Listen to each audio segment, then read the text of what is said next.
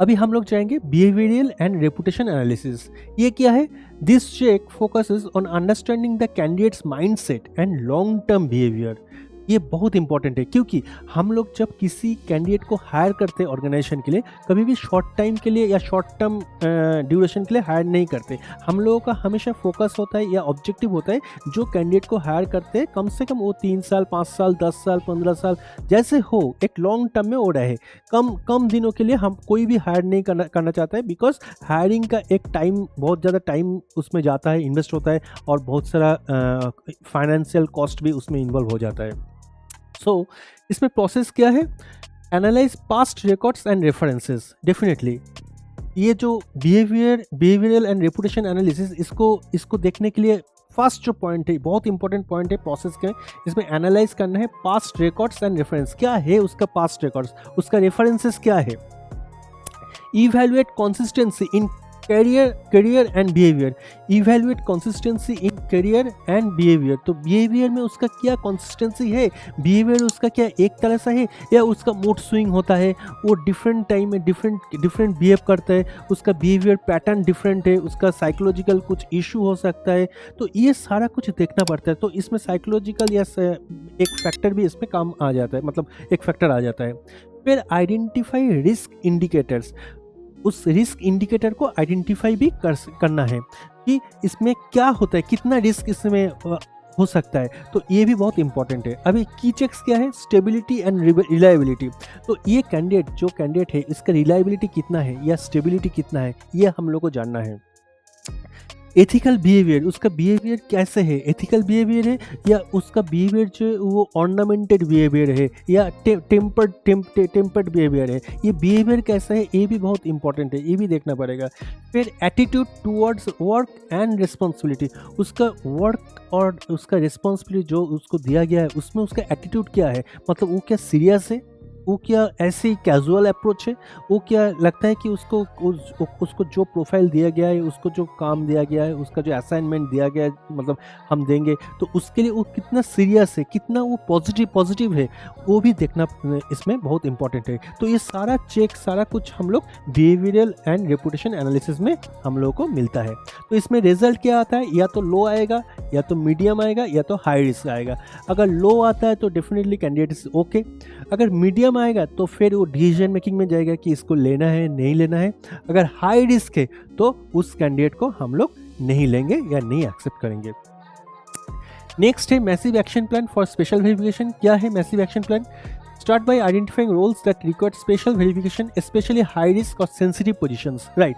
तो ये स्पेशली, मैं इससे पहले भी बोला कि ये जो चेक होता है, ये सबके लिए नहीं होता है, ये स्पेशल कुछ लोगों के लिए होता है, कुछ स्पेशल रोल या सेंसिटिव रोल के लिए ये एक्चुअली ये जो चेक है ये काम पे आता है, ये सबके लिए नहीं होता है। So always combine reference checks, social media analysis, vendor verification and field intelligence for complete risk assessment. तो अगर कंप्लीट मुझे एक रिस्क असेसमेंट करना है तो मुझे क्या क्या पॉइंट के ऊपर ध्यान देना है, ये आपको पहले देखना है।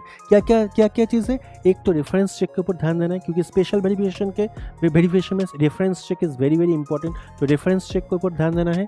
फिर मुझे सोशल मीडिया एनालिसिस को ध्यान देना है, उसका सोशल मीडिया में प्रेजेंस कैसा है, सोशल मीडिया में उसका एक्टिविटीज़ क्या है, सोशल मीडिया में वो पोस्ट कैसे करते हैं, सोशल मीडिया में उसका कमेंट्स कैसे आता है, ये सारा कुछ नोट डाउन करना है, सारा कुछ एनालिसिस करना है।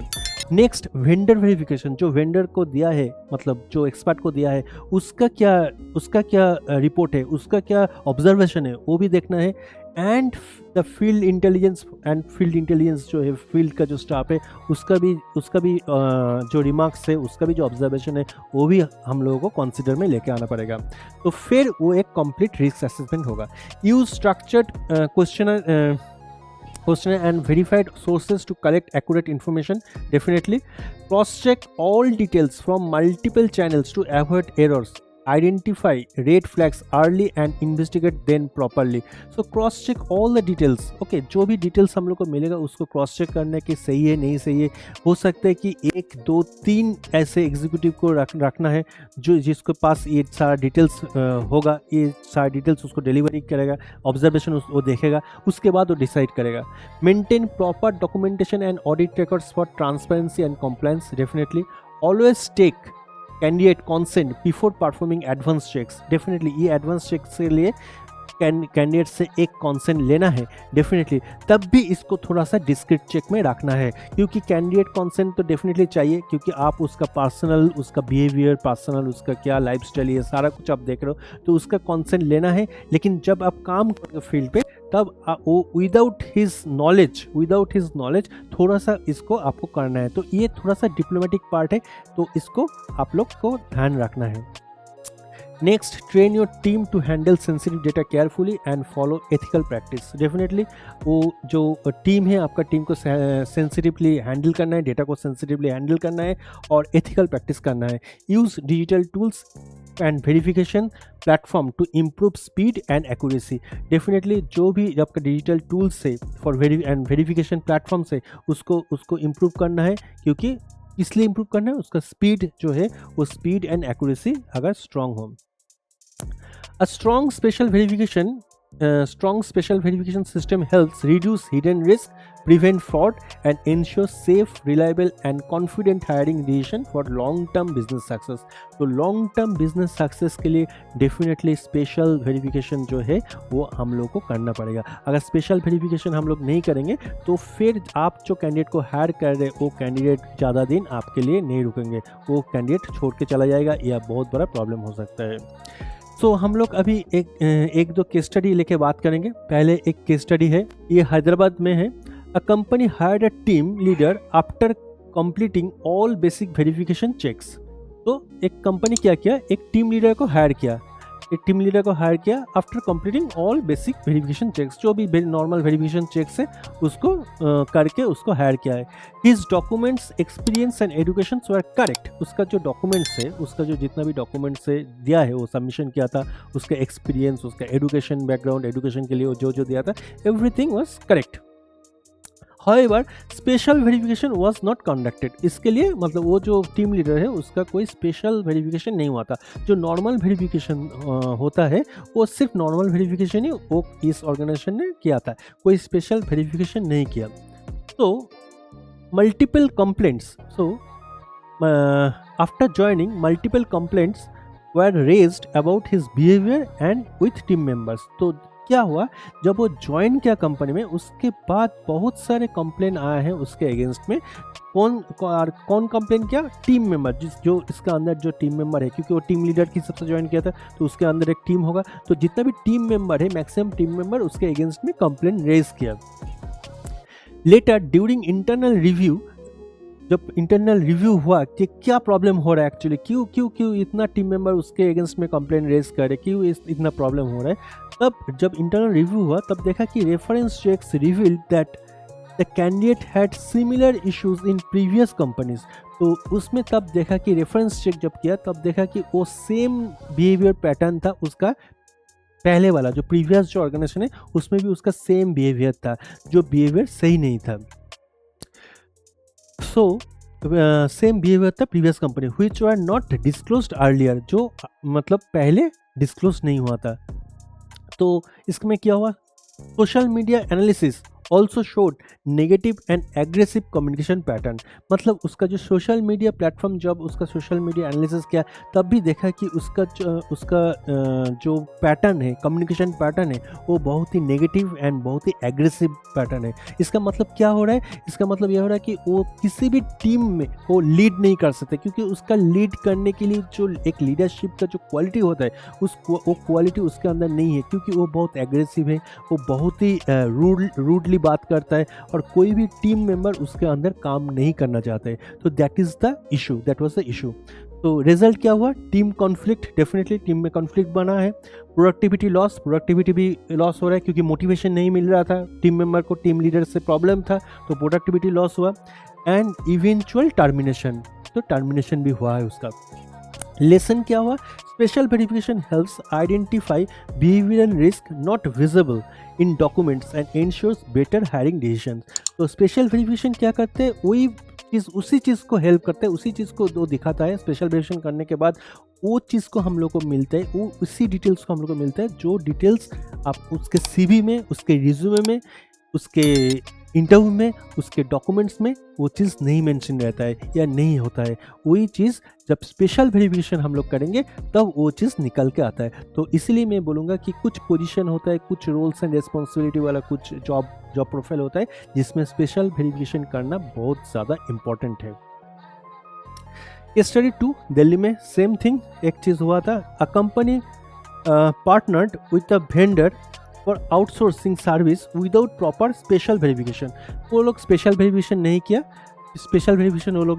वो लोग क्या किया, उस कंपनी को ऑलरेडी एक एज ए वेंडर हायर कर लिया। Basic business documents were checked and everything seemed valid. Basic जो भी डॉक्यूमेंट्स था, एक मतलब वेंडर ऑनबोर्डिंग करने के लिए जो डॉक्यूमेंट चाहिए था वो डॉक्यूमेंट, सारा डॉक्यूमेंट उसका सही लगा, उन लोगों को सही लगा और उन्होंने वो ऑनबोर्डिंग कर लिया, उस वेंडर को असाइन कर लिया और डॉक्यूमेंट्स भी लगा कि ये वैलिड है, ठीक है। After a few months service quality dropped. कुछ महीने के बाद देखा कि उस वेंडर का सर्विस जो क्वालिटी है वो धीरे धीरे ड्रॉप हो रहा है, धीरे धीरे फॉल डाउन कर रहा है। एंड पेमेंट्स और मिसयूज्ड, जो भी पेमेंट उसको मिल रहा है उसको मिसयूज कर रहा है, वो पेमेंट को ठीक तरह से यूटिलाइज नहीं कर रहा है। नेक्स्ट क्या हो रहा है, further investigation reveal that the vendor had poor market reputation. तो देखा कि जब इन्वेस्टिगेशन किया, जो मेन कंपनी है, जो प्राइमरी कंपनी है, जब इन्वेस्टिगेशन किया तो देखा कि उस कंपनी का उस वेंडर का मार्केट रेपुटेशन बहुत ख़राब है, और previous complaints from other clients, और बहुत सारे प्रीवियस कंप्लेंट्स भी आए हैं डिफरेंट क्लाइंट्स से। Field intelligence shows that the office was not fully operational. जब फील्ड इंटेलिजेंस को दिया है, जब फील्ड जो मैंने बोला स्पेशल वेरिफिकेशन को दिया है, तब देखा कि उसका जो ऑफिस है वो ऑफिस भी फुल्ली ऑपरेशनल नहीं है, मतलब सेमी ऑपरेशनल है, या हमेशा या मैक्सिमम टाइम उसका बंद रहता था ऑफिस। तो ये सारा कुछ बाहर फिर निकल के आया है। तो रिजल्ट क्या है, financial loss and operational delay. Lesson: vendor and field verification are critical to avoid business risk and ensure reliable partnership. Welcome everyone. अगर आप HR प्रोफेशनल है, अगर एक बिजनेस ओनर है, आप अगर जॉब सर्च कर रहे, अगर आप स्टूडेंट है MBA HR में, अगर आप BGB एजेंसी चला रहे, तो ये जो कोर्स है, अभी मेरे सामने जो कोर्स आप देख रहे हैं पीछे कुछ स्लाइड, ये कोर्स आपके लिए है। ये कोर्स का नाम है BGB 360 degree smart learning program. ये कोर्स को आप सीख सकते हैं। बुक लर्निंग सेशन मिलेगा, जिस बुक लर्निंग में आपको एक प्रिंटेड बुक मिलेगा, जिस बुक में स्टेप बाय स्टेप सारा कुछ क्लियर डिस्कशन किया गया है, और उसमें आपको किसी का हेल्प का जरूरत नहीं है। ये एक सेल्फ हेल्प मैनुअल है, सेल्फ लर्निंग बुक है। इस बुक को आप परचेस कर सकते हैं। आप ये वाला कोर्स भी चूज कर सकते हैं। इसमें आपको सेम वही वाला बुक मिलेगा जो बुक का अभी मैं बात किया, उसके साथ आपको 20+ आवर्स का एक रिकॉर्डेड वीडियो मिलेगा, जिस रिकॉर्डेड वीडियो में आपको चैप्टर वाइज, हर एक चैप्टर वाइज बहुत अच्छे से, बहुत एग्जाम्पल के साथ, केस स्टडी के साथ सारा कुछ डिस्कस किया गया है, रियल लाइफ एग्जाम्पल के साथ। जो ऑप्शन है, ये ऑप्शन भी आप चूज कर सकते हैं। इसमें आपको पहले जो ऑप्शन, दोनों ऑप्शन बोला, वो तो आपको मिलेगा ही मिलेगा, और इसके साथ आपको मिलेगा 3 मंथ्स का लाइव क्लासेस। जिस लाइव क्लासेस में आपको जितना भी डाउट है, जितना भी क्वेश्चन है, आपको मेल करने का भी जरूरत नहीं है। आपको एक शेड्यूल क्लासेस मिलेगा, टाइम होगा, एक फिक्स टाइम रहेगा, उस फिक्स टाइम में आपका जो भी डाउट है उस डाउट को हम लोग क्लियर करके देंगे। सो आपके लिए BGB और भी इंटरेस्टिंग हो जाएगा, आपके लिए BGB और भी आपके लिए क्लियर हो जाएगा। तो फर्दर और भी 3 मंथ्स आप कुछ भी डाउट हो तो वो डाउट भी आप हमको मेल करके आप पूछ सकते, उसका भी आंसर आपको मिलेगा। तो किस बात का आप वेट कर रहे हैं, इतना अच्छा कोर्स है, तो मैं बोलूँगा कि आज ही आप एनरोल कीजिए इस कोर्स को और सीखिए BGB 360 डिग्री मास्टरी प्रोग्राम।